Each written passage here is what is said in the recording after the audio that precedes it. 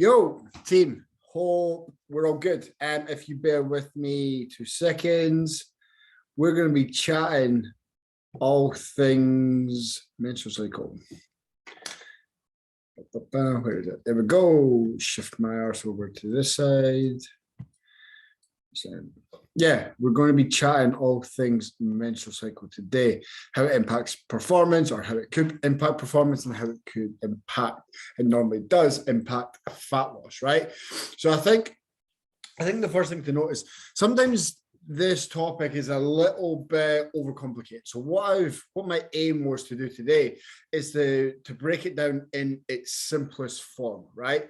I think all too often the reason that it's overcomplicated is just a lack of understanding, a lack of knowledge around the topic. The amount of females that don't know their menstrual cycle that well is a little bit worrying. We need to understand our menstrual cycle. All right.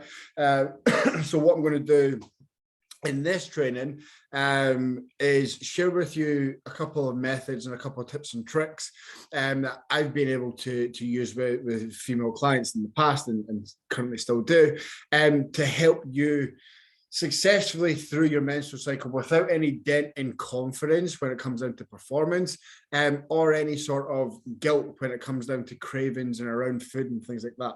So what we're going to do is to kind of just break it down into the simplest form now.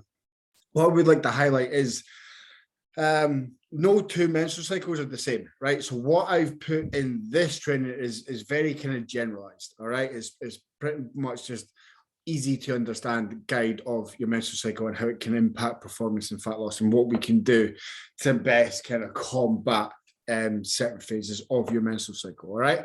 So I think there's like five slides here, 4 or 5 slides here.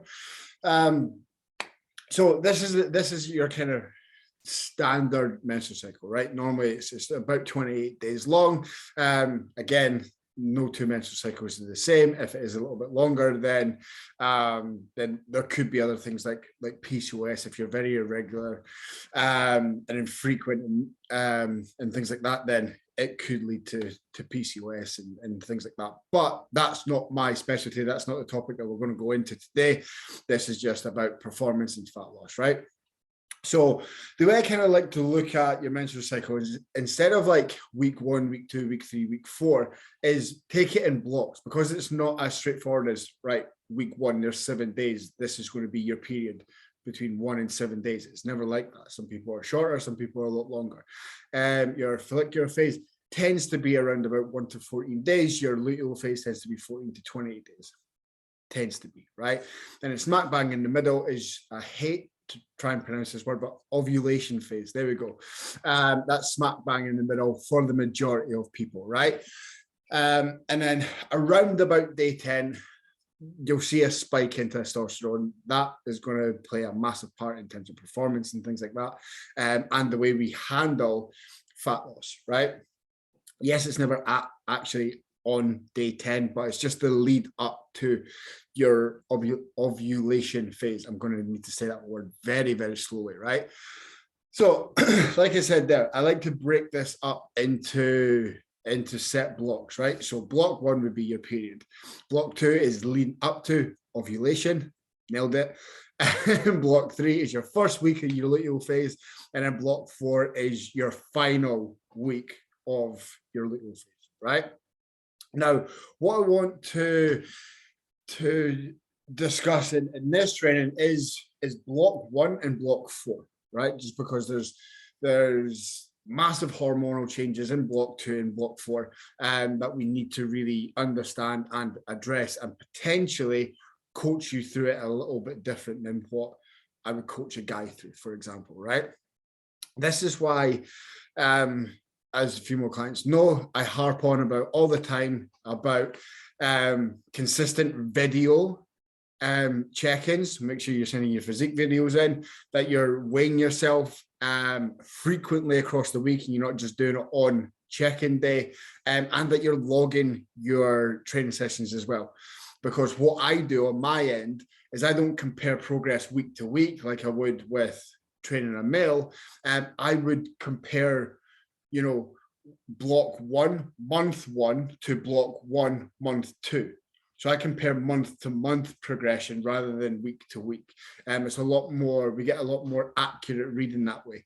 And it would be like block 2, month 1, block 2, month 2, block 3, month 1, block 3, month 2, right? You know where I'm going with that. That's how I can kind of measure your progress on a month-to-month basis, right? So this is why it's so fucking important that you're logging your training in terms of performance, that you're regularly weighing in across the week multiple times. To make it easy, every fucking day is the best way to do it, and that you're taking your physique video just so we can compare it month to month basis. All right. So let's dive into this. So block 2, leading up to your ovulation phase. These are some of the things that you're going to see happen in this block, right? So we're going to see a spike in testosterone, which is going to increase performance, at strength performance and endurance performance. We're going to see, this is where typically females, you're going to be at your horniest, you're going to see a massive spike in sex drive. And of course, it makes sense because this is when you're most fertile, right? So this is where it's so important to be logging your training performance in strength and endurance, all right? Because this is PB central, your lead up to ovulation. Oh my God. That kind of 3 to 7 days, whatever it might be for you, you're going to be hitting PB central. You're going to be feeling ridiculously good, and you're going to be energized. And from a fat loss point of view, this is where, from your period to like kind of day 14, the leading up to ovulation, we can really diet you down pretty fast and pretty aggressive, right? This is like the sweet spot for you on the lead up to ovulation. Oh, and it's the police coming after the dog. But yeah, this is your kind of peak performance and peak fat loss kind of phase or block, if you will. All right. Then in block 4, it's a complete different, right? So what tends to happen in block 4, that kind of final phase of the luteal phase, is your increased metabolic rate, which is basically there's a higher calorie demand, which can lead to higher cravings, drop in performance because there's a drop in testosterone, and there's increased fatigue, again, because of hormonal change. So these are all the things that we need to look at and understand, and monitor and potentially adapt and change around this kind of final, let's say 7 days, just to keep it within that kind of 28-day kind of block, right? Through that final kind of luteal phase, this is where I would normally bring you up to an estimated maintenance set point. I've got another slide here. I would normally bring you up to an estimated maintenance set point, right? Now I've put in here an extra 200 to 300 calories. That's very general, right? Depending on how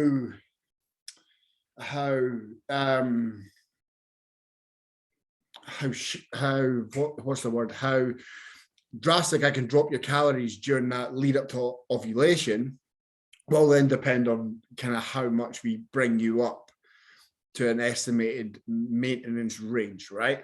So it's not just a set 200 to 300 calories, but the reason that we would do that is just because this is where a lot of females kind of fall off, and they get a lot of food guilt around this because cravings, and they either develop this kind of all or nothing approach. They either go, fuck it, I'm hardcore, I'm hardcore, I'm not giving in to my cravings, fuck all this, blah, blah, blah. And you try and grit your teeth and get yourself through the next kind of 7 to 10 days, right? But we don't need to do that. We don't need to suffer for that final week, and we don't need to feel guilty for having a few extra 100 calories. So by bringing your calories up for the next 7 to 10 days, whatever it might be, removes that guilt. It gives you a better understanding of, right, we're just not dieting for this week. It's fine because the next 2 weeks we're going to be We're going to be dropping calories pretty drastic.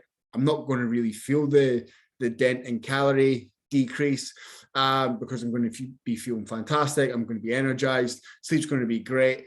I'm going to be horny. I'm going to be fucking superwoman. I'm going to be lifting PBs, right?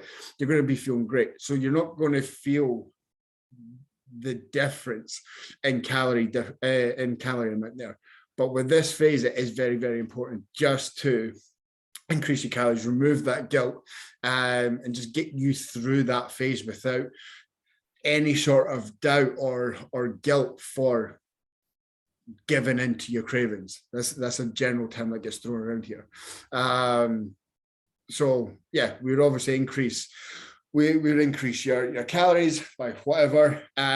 Couple of methods would be pretty good to get you through this would be to food prep in advance.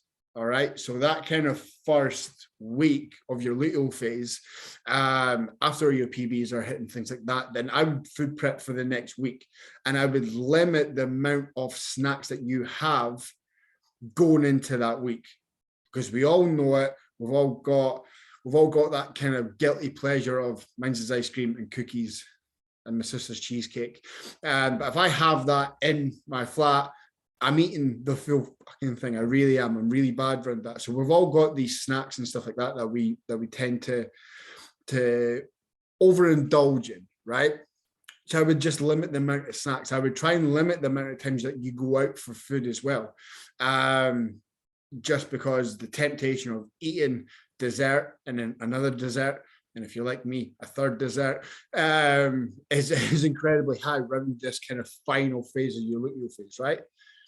And then from a performance standpoint as well, it's so key for us to understand that what you hit 2 weeks ago might not be the case this week.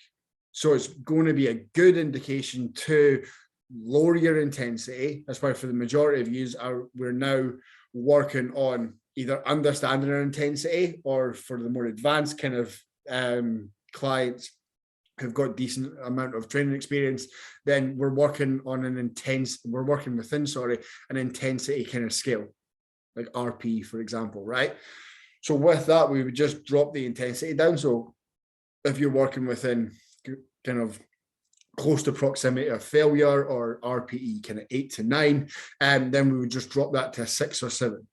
Volume wise would be like the sets and reps that we do, right? So volume, instead of doing like 3 sets, would be the case of doing 1 to 2 sets. You know, you might think, oh, that's not enough, but that is enough. Trust me.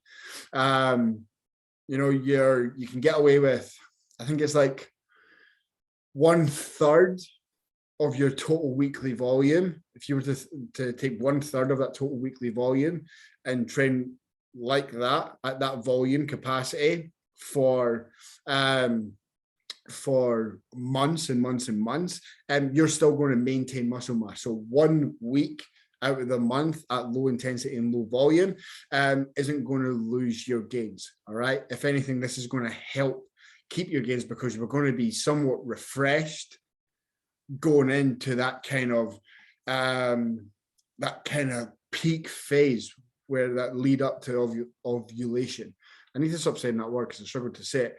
But when we come into that kind of follicular phase, going into ovulation phase, we want to be as confident and as recharged and refreshed as possible. If you try and be all hardcore and try and grit your teeth and you know, push your way through it and all this, I guarantee you're going to be somewhat fatigued going into that kind of peak phase for you, when we're going to see a massive spike in testosterone. Right. So just understand that there are methods through this, and this is not the case of, right, you just don't want your goal bar enough because you've got cravings, because you don't hit a PB or the same numbers you did 2 weeks ago. We need to understand, I think this is the last slide actually. Yeah, it is. So we need to understand that just genetically, we need to be able to coach you a little bit more detail, right? So yeah, I kind of hope that breaks it down in its simplest form. What I'm going to do is I'll post this in the Facebook group, and then just write in the comments if this is obviously helpful. I am going to be sticking it up in the the client lab as well on the website, but I'll stick this up in the Facebook group just so you can give me your kind of feedback from this. But yeah, hope this helped, team. I'm going to go now and walk the doggo. Bye.